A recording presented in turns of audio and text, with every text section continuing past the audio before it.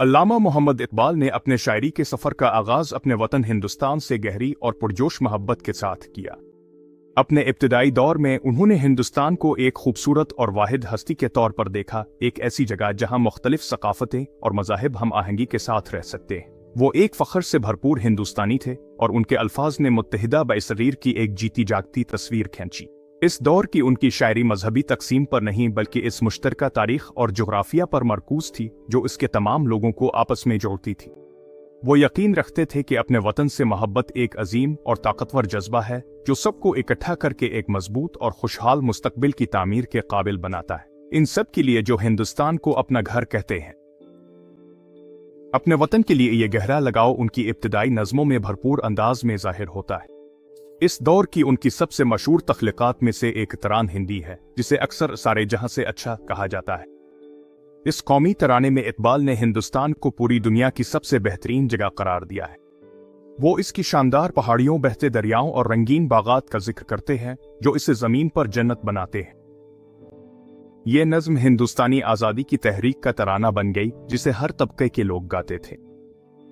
یہ اقبال کے اس عقیدے کو ظاہر کرتی ہے کہ مذہب لوگوں کو تقسیم نہیں کرتا۔ جیسا کہ انہوں نے لکھا، مذہب ہمیں ایک دوسرے سے دشمنی کرنا نہیں سکھاتا۔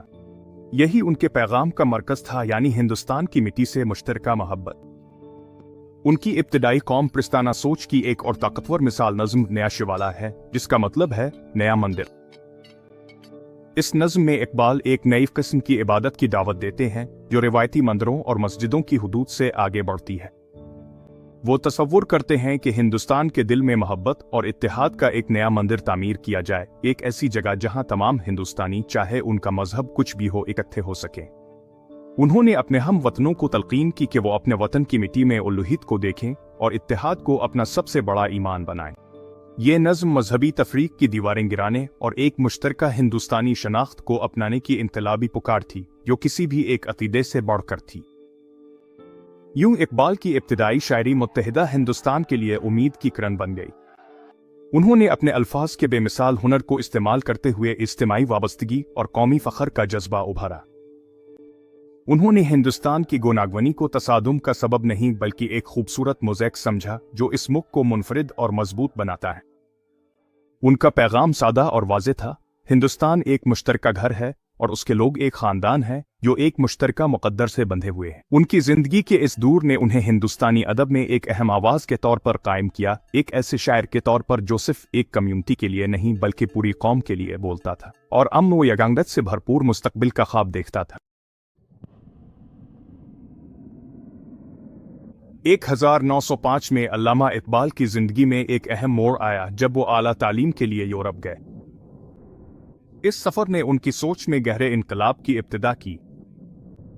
انہوں نے ٹرینٹی کالج کیمبرج میں داخلہ لیا اور بعد میں جرمنی کی میونخ یونیورسٹی سے ڈاکٹریٹ کی ڈگری حاصل کی۔ یورپ میں ان کا وقت صرف تعلیمی کامیابیوں تک محدود نہیں تھا۔ یہ ایک ایسا دور تھا جس میں انہوں نے فکری اور روحانی طور پر گہری دریافتیں کیں۔ وہاں انہیں مغربی فلسفیوں جیسے انتشی برگساہے اور گویٹے کے افکار سے روشناس ہونے کا موقع ملا جن کے خیالات نے ان کی زندگی، معاشرے اور انسانی وجود کے مقصد پر موجودہ نظریات کو چیلنج کیا۔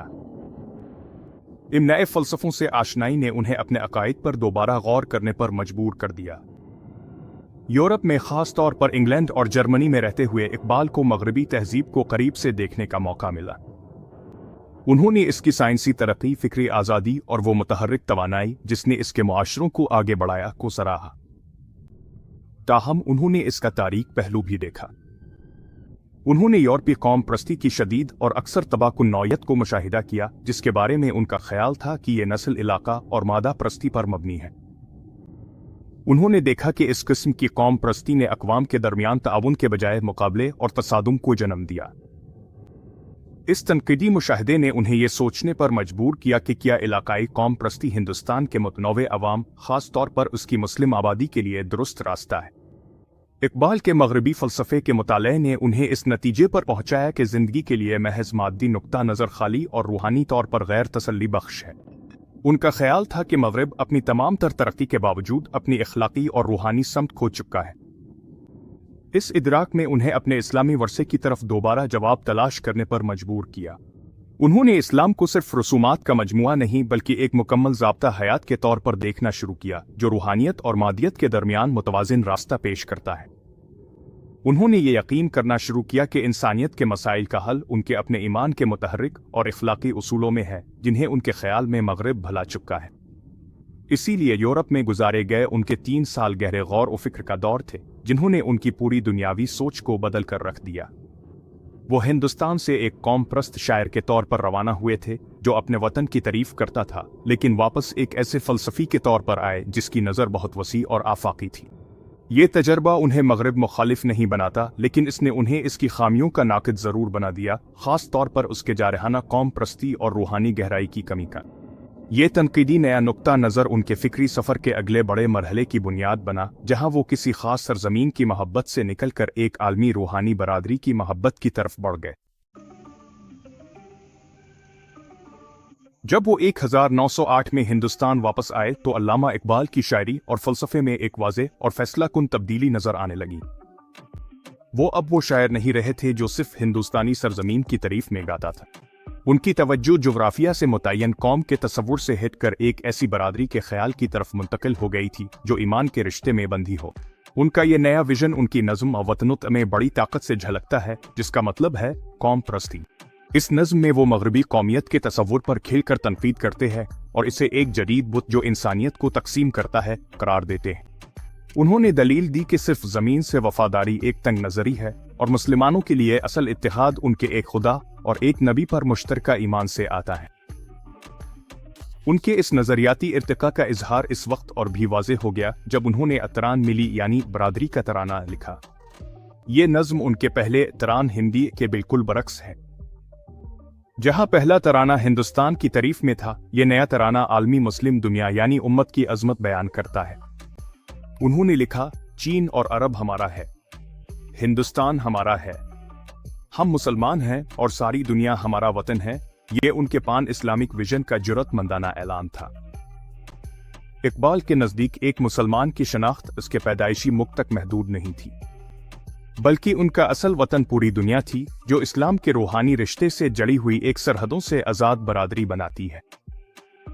अब इकबाल का मानना था कि हिंदुस्तानी मुसलमानों को दरपेश सियासी और समाजी मसाइल दरअसल उन आलमी चैलेंजेस का हिस्सा है जिनका सामना दुनिया भर के मुसलमान कर रहे हैं।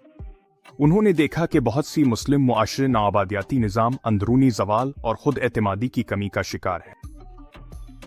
उनका ख्याल था कि इसका हल मगरबी तर्ज की कौम प्रस्ती अपनाना नहीं जिसे वो तफरीक़े की जड़ समझते थे बल्कि इस्लाम के इत्तेहाद बख्श उसूलों को दोबारा दरियाफ्त करना है।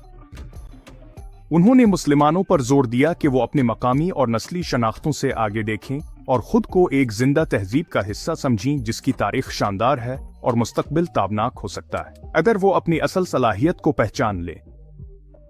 ये नया रुख हिंदुस्तान के लोगों से उनकी मोहब्बत की नफी नहीं था बल्कि उनकी मोहब्बत का दायरा पूरे मुस्लिम दुनिया तक फैल गया था। उन्होंने हिंदुस्तानी मुसलमानों को इस आलमी बरादरी का एक अहम हिस्सा समझा और यकीन रखते थे कि उनकी रूहानी और सकाफती बेदारी इस्लाम की मजमूई बेदारी के लिए ज़रूरी है। अब उनका पैगाम मुश्तरका ईमान और अक़दार की बुनियाद पर इज्तिमाई शनाख्त के एहसास को उभारने के लिए था। इकबाल एक कौम के शायर से एक आलमी रूहानी बरादरी के शायर फ़लसफ़ी बन चुके थे जो उन्हें अपने इख्तिलाफ़ात से बुलंद होकर अपनी मुश्तरका विरासत के परचम तले मुत्तहिद होने की तलक़ीन करते थे।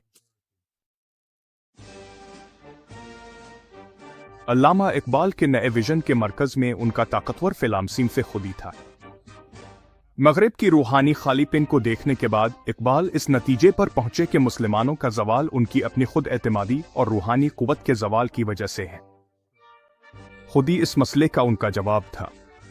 ये एक पेचीदा तसव्वुर है जो अफराद को अपनी छपी हुई सलाहियतों को उजागर करने, अपने किरदार को मजबूत बनाने और कायनात में अपने मुनफरिद मकाम को बतौर खिलाम छुटिये खुदा पहचानने की तरगीब देता है।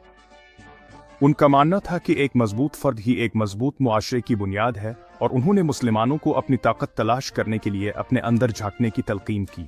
इकबाल ने वजाहत की कि खुदी गुरूर खुद गर्जी का नाम नहीं है बल्कि ये खुद शनासी और खुद एहतराम का मामला है।